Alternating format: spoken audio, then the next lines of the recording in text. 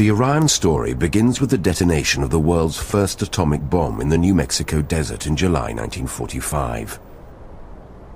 In the most expensive experiment of all time, scientists have shaped 5,000 pounds of high explosive to squeeze a sphere of plutonium the size of a baseball into an uncontrollable chain reaction of atoms splitting atoms. If it works, the next bomb will be used on Hiroshima.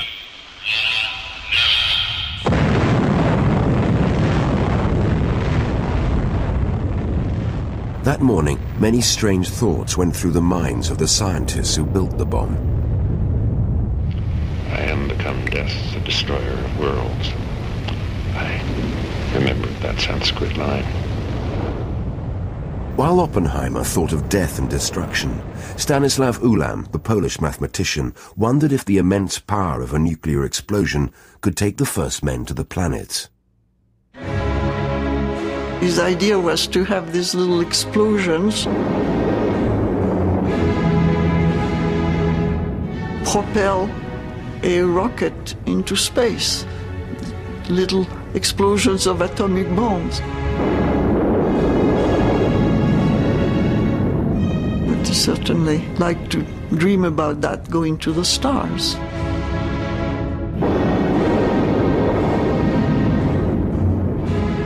"13 years later, Ulam's idea became a top-secret multi-million-dollar US government project. At the heart of it was a British mathematics and physics genius, Freeman Dyson.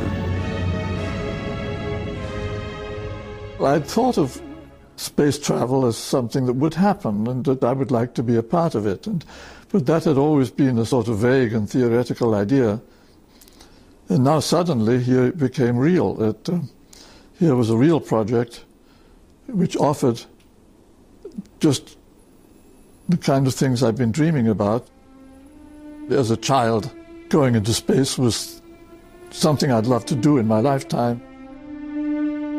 When he was 5, Dyson calculated the number of atoms in the sun.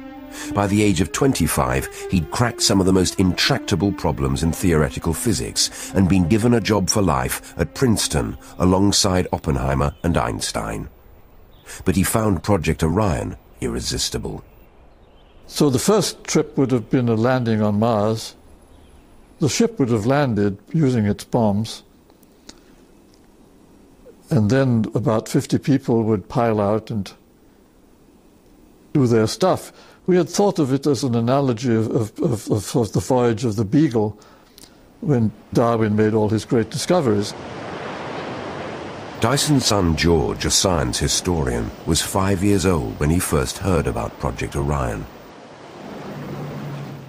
It was this great romantic part of my father's youth. He never did anything like that again. And at the time, of course, it was tremendously exciting to have a father who was going to build a spaceship. He expected to go along. I remember he asked me once if there would be a little seat beside mine where he could sit and things of that kind.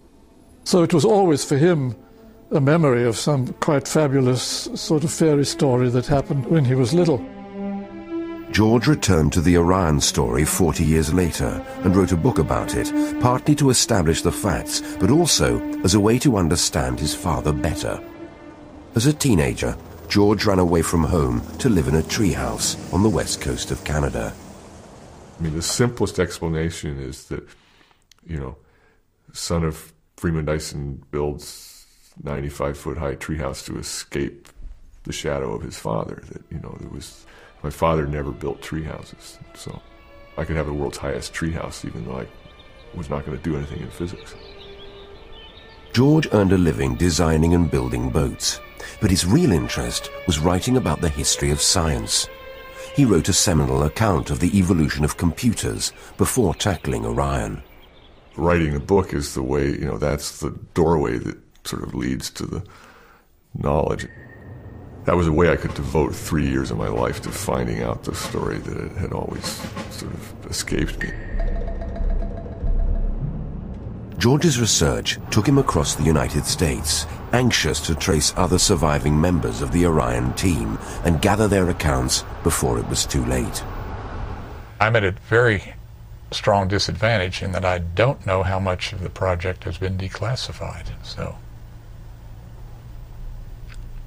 I may not be able to answer all your questions, but gee, I was thrilled when I found out what it was. To uncover the true story of Orion, George had to struggle to get key documents declassified. But much remains secret. Even now, his father can't tell George everything he knows. We don't want to give the terrorists instructions for how to build cheap bombs. And that was, of course, one of our purposes. So the details of the bombs certainly will be kept secret and should be. George discovered that even Stan Ulam's original memorandum on using atomic bombs to propel rockets is still classified, locked up in a safe at Los Alamos, and the idea might have been forgotten had it not been for what happened in Russia on the evening of October the 4th, 1957.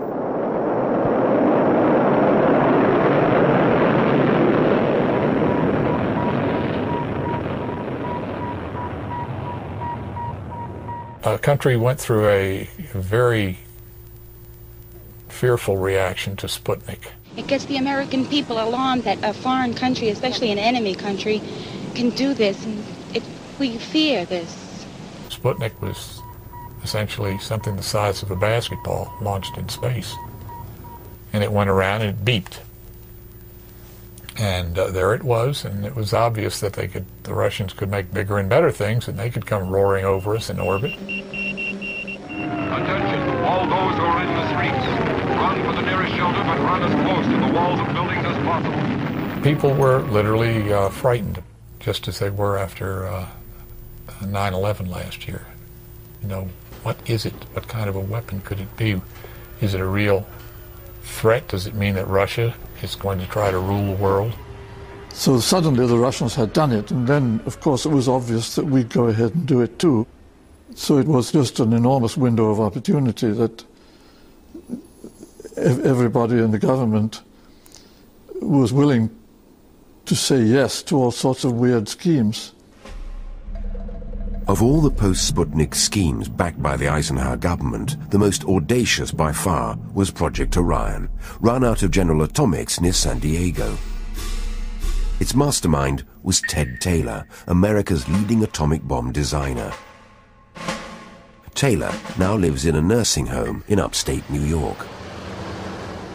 Project Orion was an attempt to really get realistic about what's needed to get into space, to open the door to the scenes that are there all the time, waiting for us to see them up close and personal. To take a peek through one of the large windows and fly under the rings of Saturn, that was unbearably exciting. And that was what our life was about at that time. We really believed we were going to be doing it personally.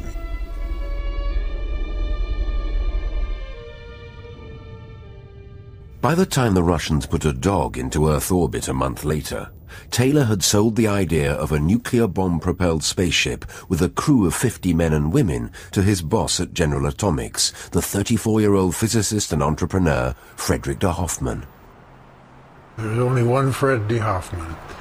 It was said that he knew every millionaire in the world. That's probably not true, but I bet he knew every billionaire in the world. He was very good at raising money. A person who wanted results. You couldn't fool around if you worked for Fred de Hoffman.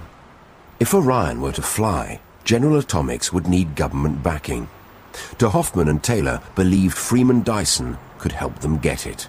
Undoubtedly, it was true that my name was worth quite a lot, because the main problem they had was just to achieve some sort of credibility.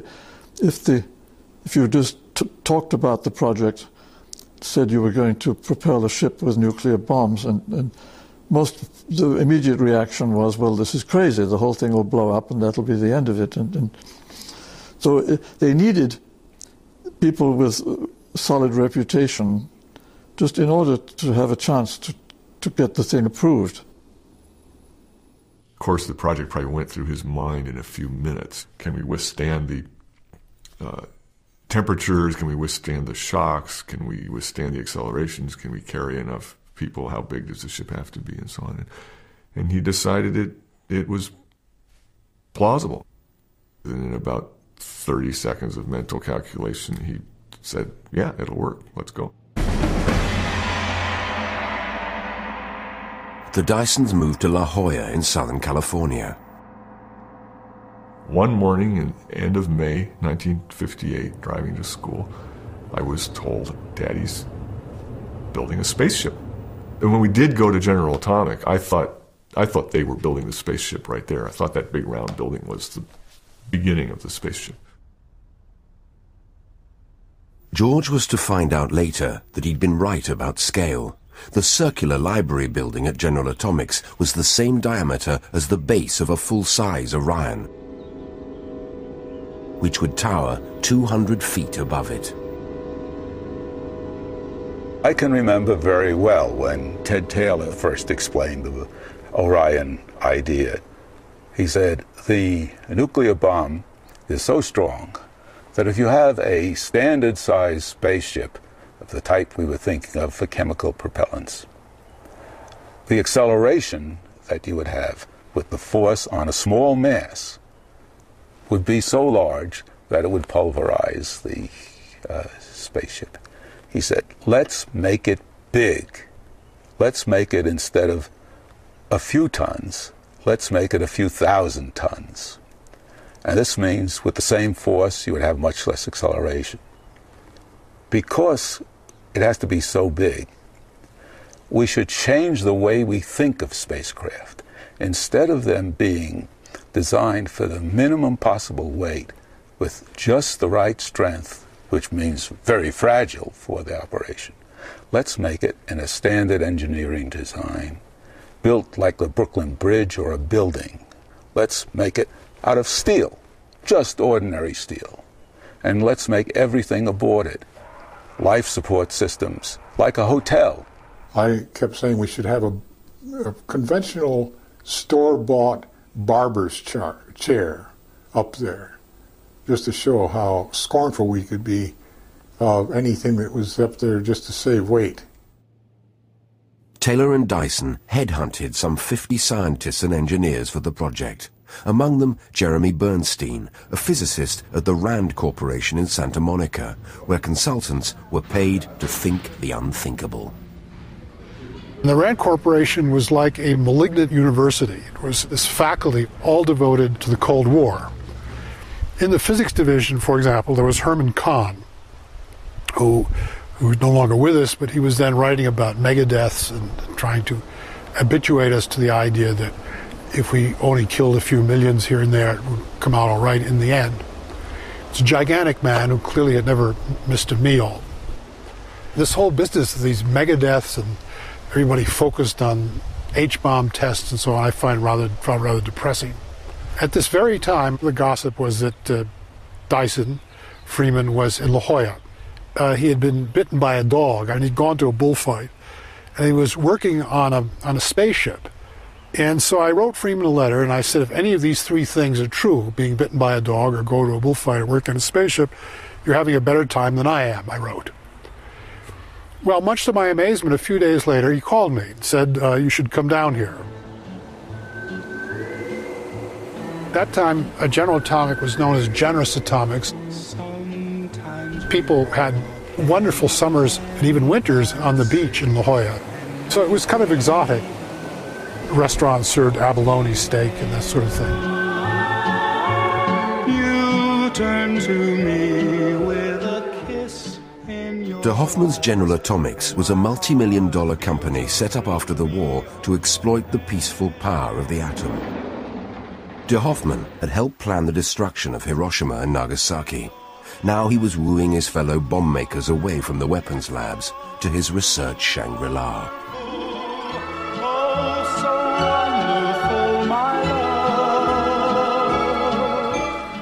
The sun, to us the difference between life and death. It burns, stifles, dehydrates. But who would deny its warmth, its light, its beneficial radiation? So can it be with the energy man has created. The road is open. A road which may show us the cure for cancer. A road which may enable us to produce heat and power and new metals with atomic furnaces. New fuels, new ways to nourish the soil and correct vitamin and mineral deficiencies in the very food we eat. This can be our gift to generations yet unborn. We all thought that nuclear energy was a great boon to mankind at that time, and we all thought that nuclear energy would cure the problems of poverty all over the world, and there were big talk about what nuclear energy would do. And that, of course, was certainly very much driven by this feeling, well, we've used nuclear energy, first of all, for killing people, now let's use it for doing something good. Dyson spent World War II helping to plan the bombing of Germany, and many of the Orion scientists worked on the Hiroshima and Nagasaki bombs. They brought this history with them to Project Orion. I do feel a moral responsibility for the almost 200,000 deaths. I had a small part in it, but still, that's an important ingredient. And that's a responsibility, it's not a regret. There's a difference. Project Orion was a way of doing things in a benign, peaceful way that relied on their previous military experience in some ways. So it was a translation of a sword into a plowshare. And I think that's a lot of the spirit that imbued these people. Nobody really liked the sort of mass murder aspect of bombs, but nevertheless they loved playing around with bombs.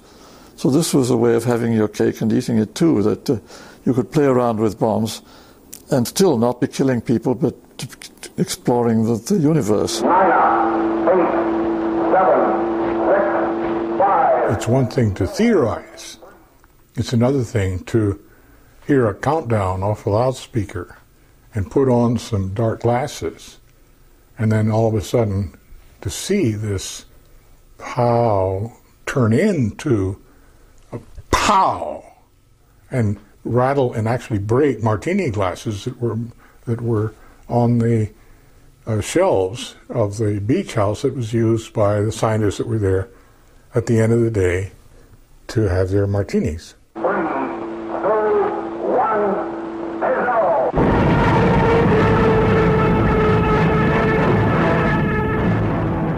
The Orion spaceship would ride on a wave of atomic explosions, each generating for an instant temperatures many times hotter than the surface of the sun. The original reaction always was, that's absurd. And Ted then told a little story about the tower in New Mexico where they exploded the very first bomb. That tower was, I think, 200 feet high, and on top of it there was the bomb. And you saw the pictures then afterwards of the fireball of the bomb completely enveloping the tower. Everybody had the idea that since the bomb exploded on the tower, the whole tower was vaporized, there was nothing left. But what Ted actually did was he went to the test site, he looked for the pieces of the tower, and he found they were all still there. That every piece of that tower actually is still lying there in the desert. They were thrown considerable distances, but they were not vaporized.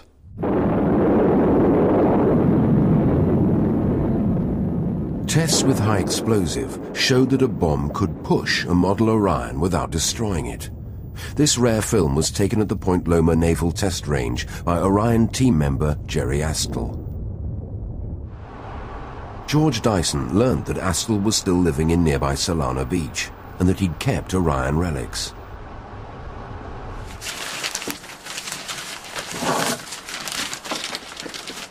Jerry Astl had been recruited by Ted Taylor for his knowledge of explosives. Astl was a Czech resistance fighter specializing in sabotage.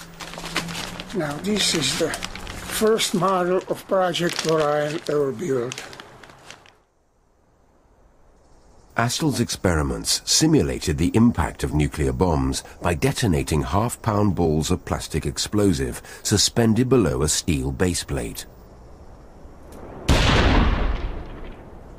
This model, or the overgrown fat bullet, was actually what we anticipated first our prototype will look like.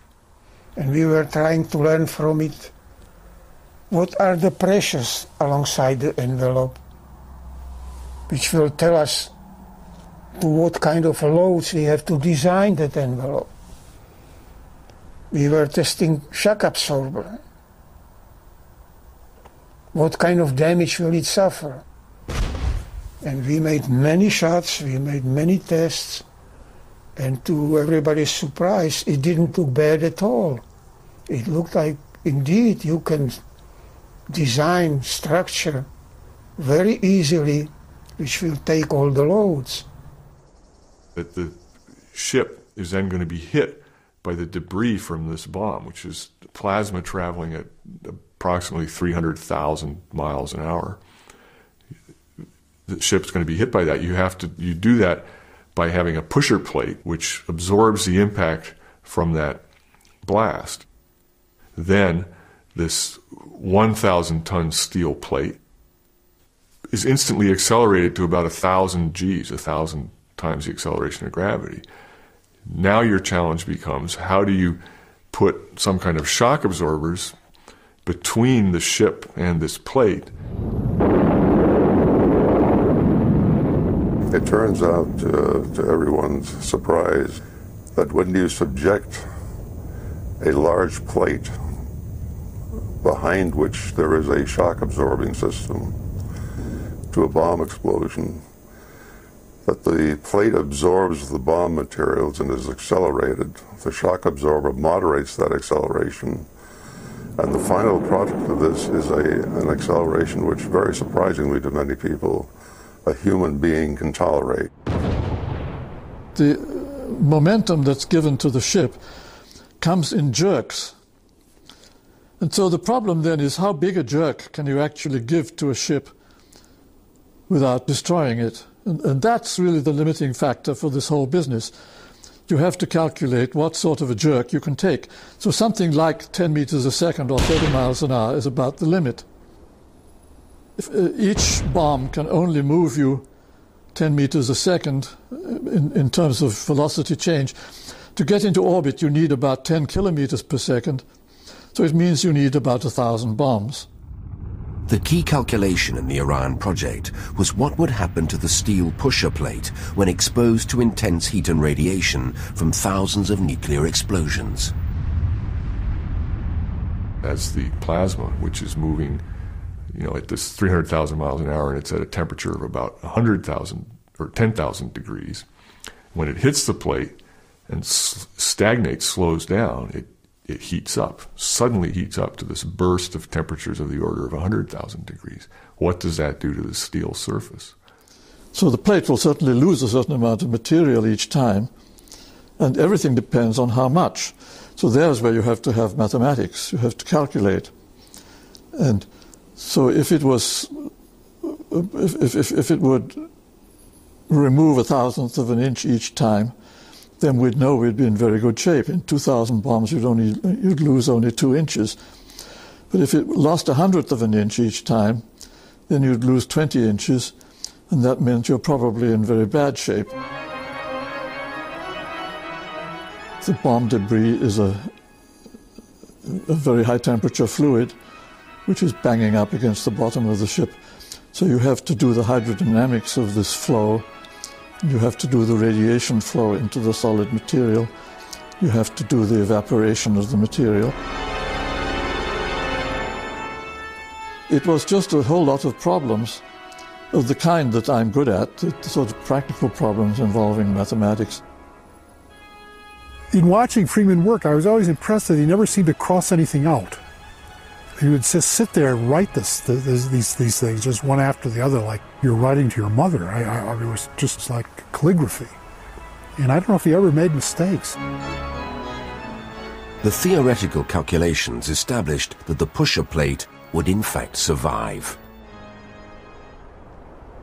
At the test range, the model experiments became more sophisticated, using multiple explosive charges. Freeman Dyson liked to watch. To actually see him out there hanging out with these guys playing with high explosives. They could have 400 pounds of C4 without any particular adult supervision. After the flights were over, I picked up these chips from the ground just to keep them as souvenirs. So these are, in fact, the genuine Orion chips. These are just parts of the canister in which the high explosive was contained that blew up. The canister was only needed to hold the high explosive. It didn't play any part in propelling the ship. And we were lucky that we never got hit by any of these.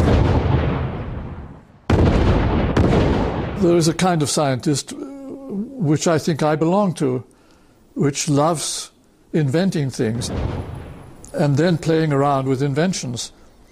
And they are very often crazy. I mean, the mad scientist is not just a figure of speech. There really are such people. And they love to play around with crazy schemes. And some of them may even be dangerous. And so, I mean, the public is not altogether wrong in being a little bit scared of such people.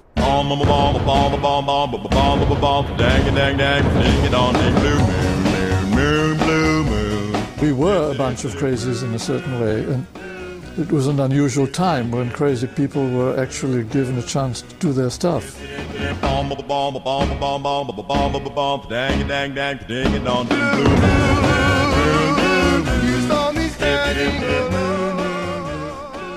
My father had spent his whole life just scribbling on blackboards, and then we moved to California, and he was flying this glider off a cliff. I mean, I'd go up on Saturdays and watch, and he would get in this thing and be winched right over the edge of this cliff and fly around, and if he did okay, come back. And you know, my dad was doing that. I'd never dreamed of him doing anything like that. So it made the whole idea of going into space just seem that much closer. Cars looked like spaceships, and jet planes were flying overhead. They were building Atlas missiles by the hundreds. Orion fit right in. Project Orion was of its time, a time when cars had tail fins but no seatbelts, and rock and roll was playing on the radio. It's just great balls of fire! In Las Vegas, the mafia were building the casinos, and 60 miles away in the Nevada desert, the government was letting off the bombs.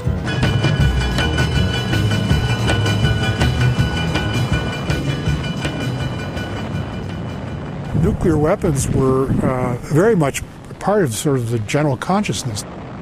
It was a Cold War situation. The Russians were testing above ground. The British were testing above ground. The French were testing above ground. Everybody and his mother was testing above ground.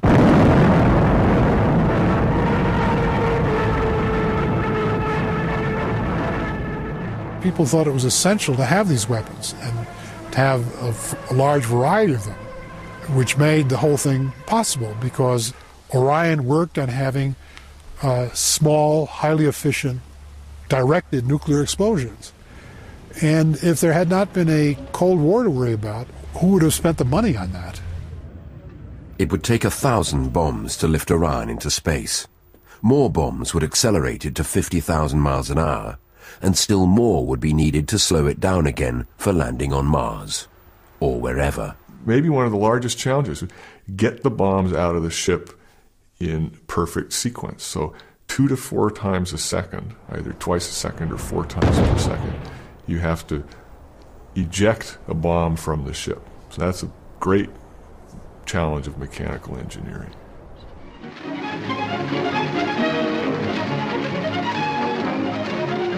We had consulted with some people from the Coca-Cola company because we thought that the machinery you need for handling 2,000 bombs would be somewhat similar to the machines people use for handling Coca-Cola bottles. They had lots of ideas about how to grab these little bombs and move them down the racks and get them out the ship and bring the next one. You had to be able to select different flavors because if you, as you went up through the atmosphere, you needed to increase the yield, sort of the opposite of what you would think. And if you had a dud, then the next one had to be a half momentum charge. So you always had to be suddenly, everybody's wanting Coke, and then suddenly somebody wants an orange soda. You've got to be able to grab it and get it in line. In the years since Hiroshima, weapon designers like Ted Taylor had developed atomic bombs that could fit into artillery shells.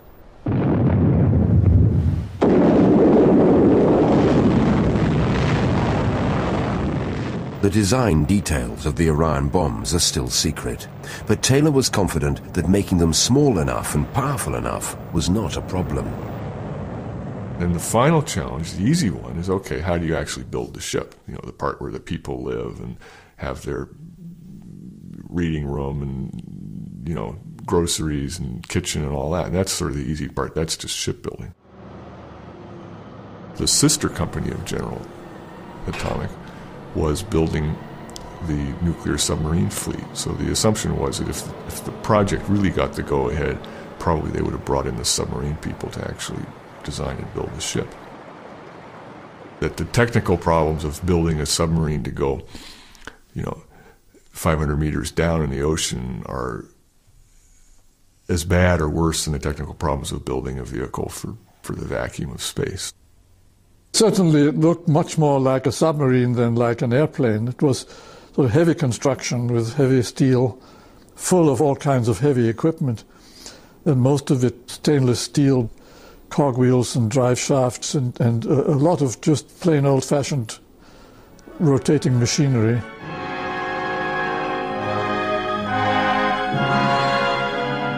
Looking forward to Orion's maiden flight was a test pilot who'd flown every high-performance aircraft in the U.S. Air Force.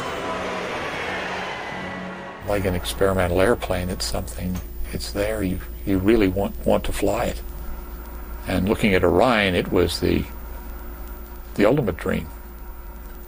It was basically riding a pogo stick, and that was certainly doable. 7, 6, 5, 4, 3. I think it would be the most impressive, most startling, interesting, and in many ways beautiful spectacle caused by action by human beings. We were going to launch from a barge at sea to get away from the neighbors. But no, it would have been a very, very loud and very impressive event. It would be going up from the surface of the ocean, bump, bump, bump, bump, bump, like that, going up, bigger explosion each time.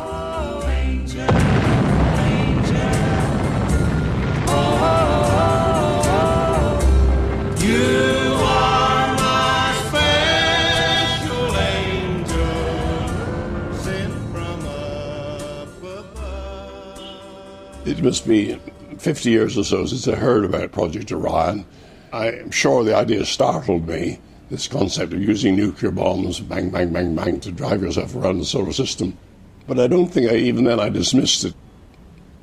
Every time I get into a motor car, I'm being driven around by a series of rapid explosions.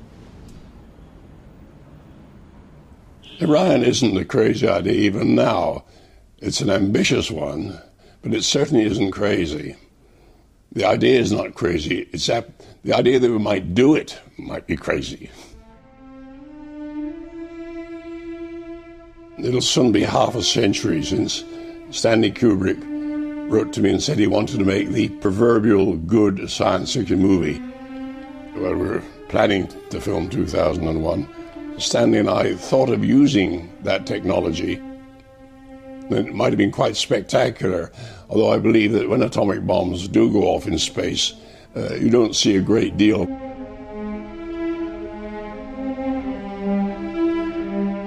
I think Stanley wanted to avoid the Orion concept because he just made Dr. Strangelove, or How I Learned to Stop Worrying and Love the Bomb, and he felt that having done that, he didn't want to do anything more in connection with atomic bombs.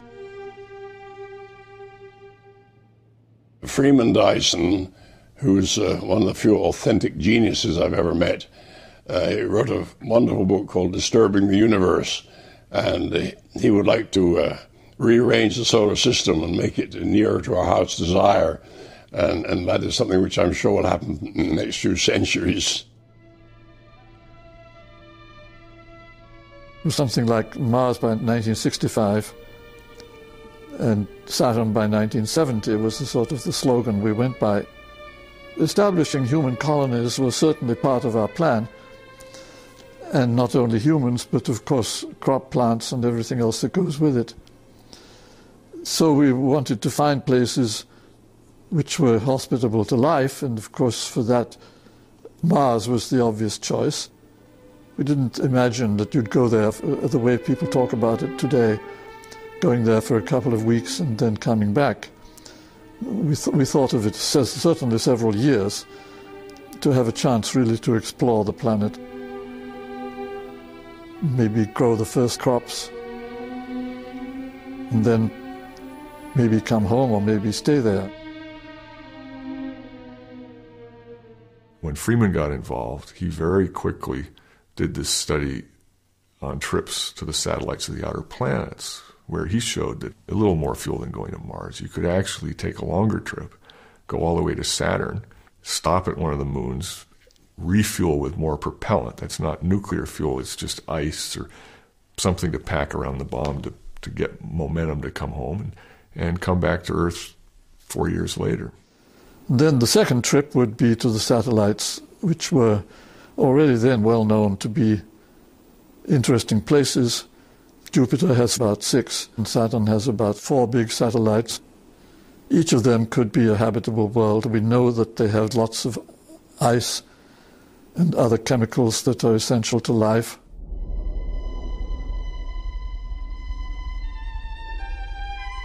The particular place I was interested in was Enceladus, which is one of the satellites of Saturn.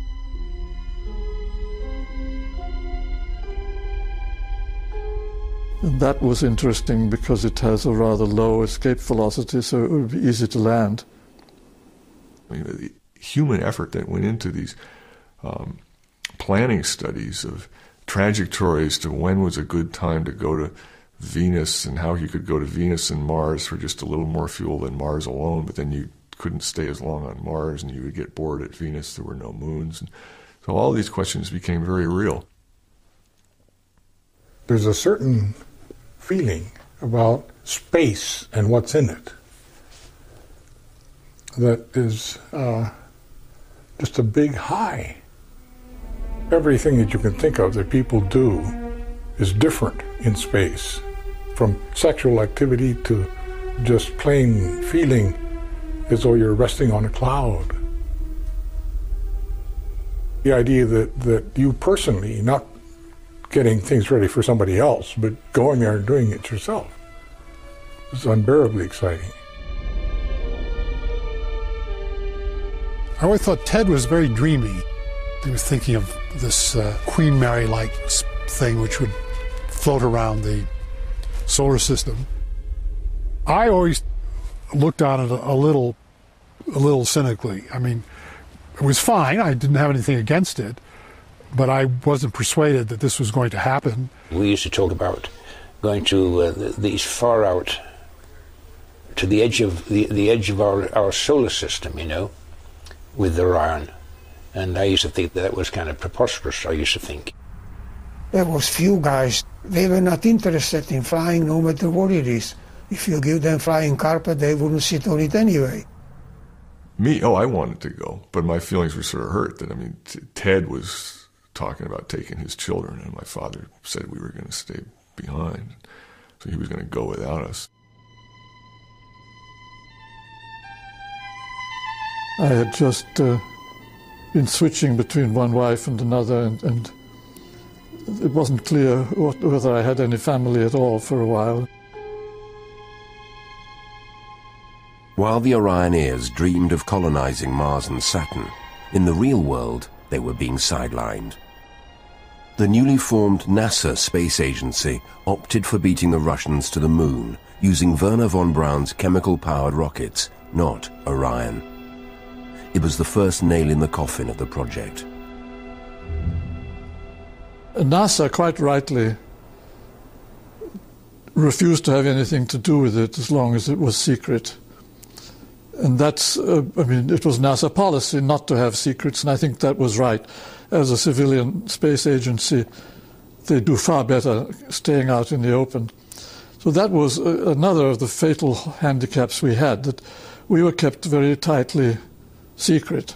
So instead it went to the Air Force, much to our annoyance. But still, we had to live with the Air Force then from that point on. And the Air Force was quite understanding. They knew this wasn't a military weapon. They were prepared to pay for it because there were lots of people in the Air Force who shared our feelings that it was a great chance to go into space. In the mountains of southern Colorado, George Dyson found 2 Air Force scientists and Orion supporters called Ed Giller and Don Prickett. Now neighbors in retirement, they were once colleagues at the Air Force Special Weapons Center in Albuquerque, New Mexico. Giller and Prickett were the key liaison officers for Project Orion. I don't know where Orion got the name, but I'll have to put my 2 bits in here at the moment. Because it is an impulse system, we called it putt-putt at Kirkland, which the powers to be thought we were being a little flippant with. This, theoretically, was a factor of at least 1,000 better than anything we had coming down the pike on chemical missiles, rockets. Giller and Prickett liked Orion, but there were skeptics in the Air Force top brass who needed to be persuaded to keep funding the research. The liaison officer with the Air Force said, you got to show them that it'll work. You know, why don't you make a model that flies? The Orioneers built a free-flying model, and they made a film for Ted Taylor to take to Washington to show to the disbelievers. After the film, he said there was most marvelous silence. You could hear the pin drop, because they were all proven wrong. And there it was, and nobody can argue with that.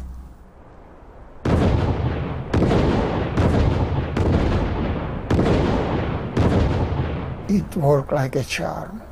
First time we tried it, the thing took off like bat out of hell and flew.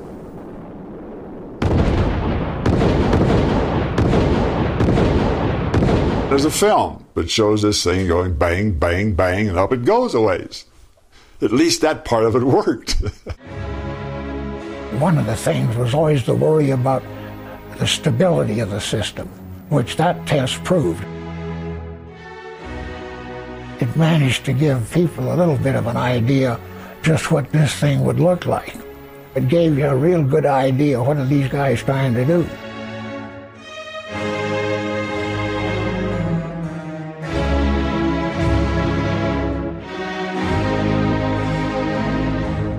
Paradoxically, this success contained the seeds of Orion's downfall. It inflamed the military imagination in ways that would destroy the project. We were briefing some folks in the Pentagon once, senior military people, colonels from all the services, about how big this payload would be. And in fact, you could put people on it. You could put 150, 200 troops on it.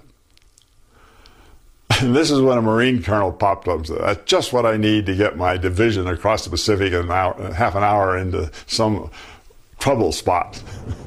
A trap was looming for the Orioneers. To get the money, it seemed they would have to pretend to turn the plowshare back into a sword, and so betray the original peaceful aspirations of Orion. Officially, it had to be justified to the budgeteers as a military program, so they had to invent fake military requirements for it. I had to name like sort of the 6 reports I would most like to get declassified. There was a report on military applications of the Orion vehicle, where apparently they dreamed up all sorts of wild ideas.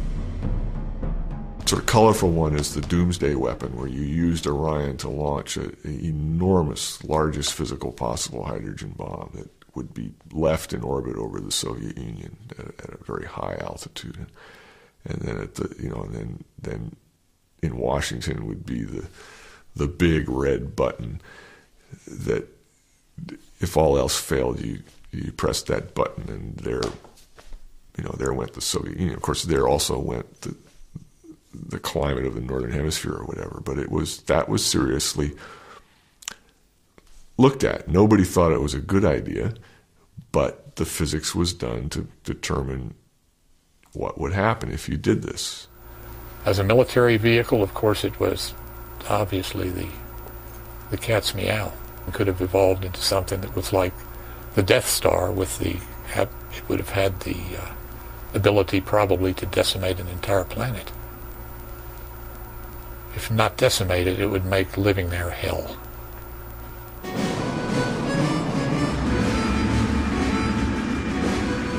The Death Star concept excited the generals at Strategic Air Command, always on the lookout for new ways to enforce peace.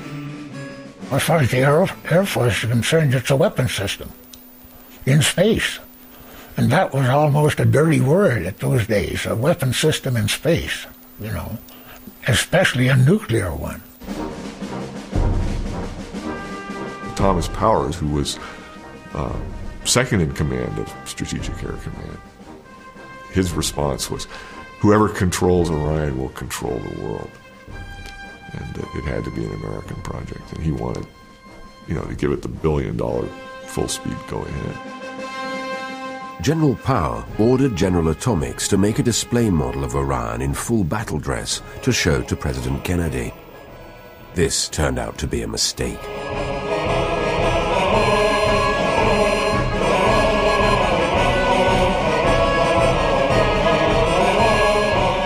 And there's one model that probably still exists, and someone watching this film may know where it is. Everyone talks about it. It was the size of a car. And it was a model of this Orion battleship. And it had Kasaba howitzer, nuclear cannons, and it had 25 megaton missiles that could, destroy half the world, and it could turn around and protect itself by it could hide behind its own pusher plate. The model was shown to President Kennedy and was apparently horrified that this was just the last thing the world needed was, a giant nuclear weapons race in space.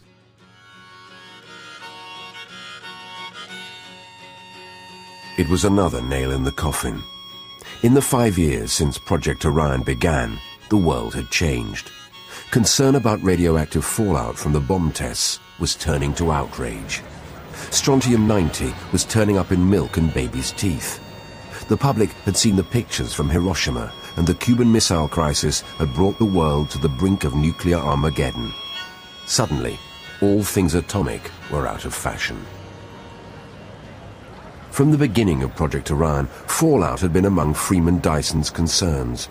He wanted to know how much radioactivity each Orion flight would add to the world total.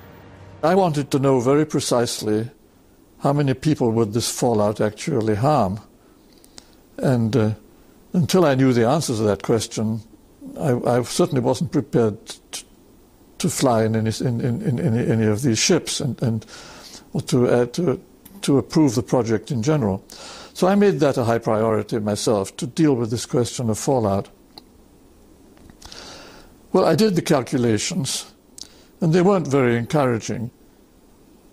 Every time you took off and flew off into space, I calculated we would probably kill about somewhere between 1 and 10 people as a result of radioactive fallout.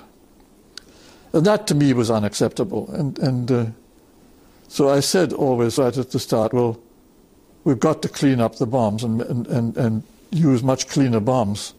If we got it down to something like 1/100th of a person, then I would consider that acceptable. I mean, it was a question of judgment.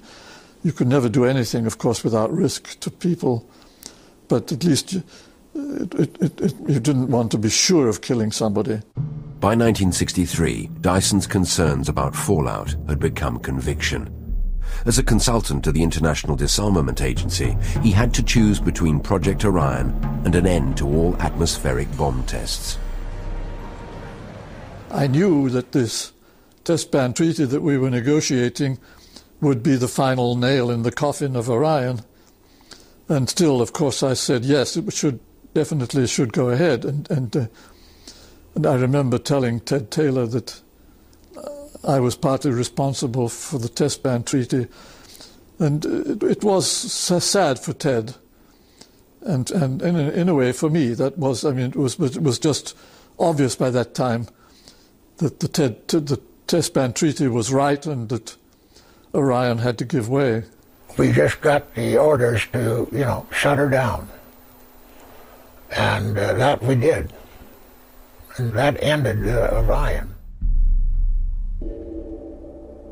I'm totally opposed to any further development of any nuclear explosives, certainly, of any kind, for any purpose, with one exception, and that is Orion. If we were able to do nuclear testing today, to test it, I'm pretty confident that we would get to do it. If I had a lifespan of 200 or 300 years, I would give somebody odds that it will be built, that it will be flown. Now let's hope it doesn't suddenly appear in the sky like Sputnik and it belongs to an unfriendly rival. The knowledge generated by the Orion scientists is still there, much of it top secret and highly dangerous. A number of the things that were developed in Project Orion are still active military programs. And you can guess that if you talk to people and you'll see what they can talk about and what they can't. You very quickly come to areas that still cannot be talked about. And why can't they be talked about? Probably because they're active. We know they're active. There's a great deal of work still going on, particularly with small directed energy nuclear weapons, which have obvious military applications. It could be used to take out deep bunkers where there's only bad people. You can say, well, there's only going to be bad people in these bunkers. Let's use one of these things. That's a very dangerous, tempting thing. If Orion technology could break the taboo on battlefield nuclear weapons, its potential might also be exploited by terrorists. Orion bomb designs use small amounts of expensive plutonium and large amounts of relatively cheap high explosive. And that is exactly the kind of bomb that terrorists would like to make, because they have easy access to lots of high explosive, very, very difficult access to fissile material. So exactly the goal of the Orion physicists, unfortunately, is also the goal of someone, trying to illicitly make a nuclear weapon. So that's why that's a secret. So the Orion paradox lives on. On the one hand, nuclear destruction. On the other, nuclear salvation. Some believe that Orion might be the only way to save the world. It may be the best technology to intercept and deflect an Earth-bound asteroid. Some near-Earth object is coming, and we know it's coming, and we have 9 months or whatever, and we need to divert it. And Orion is one of the few existing ways we could do that. We're at risk of the whole planet could be wiped out, and it's a mistake to not look at that seriously. Orion provides such an advantage in speed over chemical propellants that it seems that that interception could take place in a much shorter time scale, and consequently the deflection could take place further away, so it was easier to make such an object miss the Earth. Now, I want to point out that when I say technical things, they're correct. Generally, people recoil from the notion of using nuclear explosives. I do. I recoil from that notion because I know we don't have that kind of world. And I know that having nuclear explosives in space is inviting someone to misuse them. Even now, the only way we could get large payloads around the solar system is by something like Orion, because atomic bombs contain thousands of times more energy, indeed almost millions of times more energy, than any of the chemicals that we use in our existing rockets, like hydrogen and oxygen. they're feeble compared with the energies of an atomic bomb. So when you talk of sending hundreds of tons or even thousands of tons of payload, including human beings, to Mars, say, that's the only way we could do it, even now. The space age hasn't begun yet. I believe the time will come when very few members of the human race will be able to point to the part of the sky where the Earth is. I'm still very strongly interested in spreading life outside the Earth. Humans, of course, should go along, but the most important thing to me is just enlarging the domain of life. And life has this marvelous adaptability. It's able to adapt itself to almost anything. And so it's hardly begun yet, adapting itself to the universe. This little planet doesn't give it so much scope.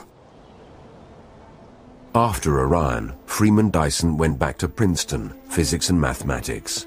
But his dreams of space travel found a distant echo in his son's adventures in the Canadian Northwest. Certainly the building these kayaks and doing these voyages, that was my way of doing what my father had tried to do but had failed at. It wasn't his failure, it was a failure, I think, on the part of the imagination of the government.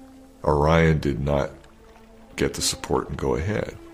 So I went out on my own and built these kayaks and did go to these far-off islands that were really like the planets of Jupiter. You could settle on them and refuel. My boats had these semicircular sails, just like pusher plates, and you sort of coast, which is really what Orion was doing, was sort of surfing on these waves of plasma.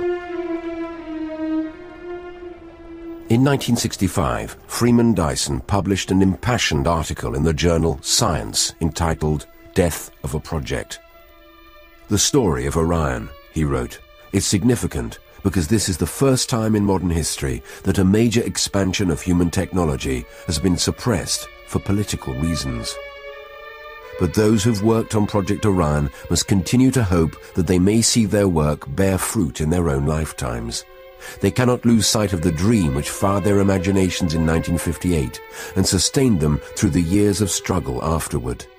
The dream that the bombs which killed and maimed at Nagasaki and Hiroshima may one day open the skies to mankind.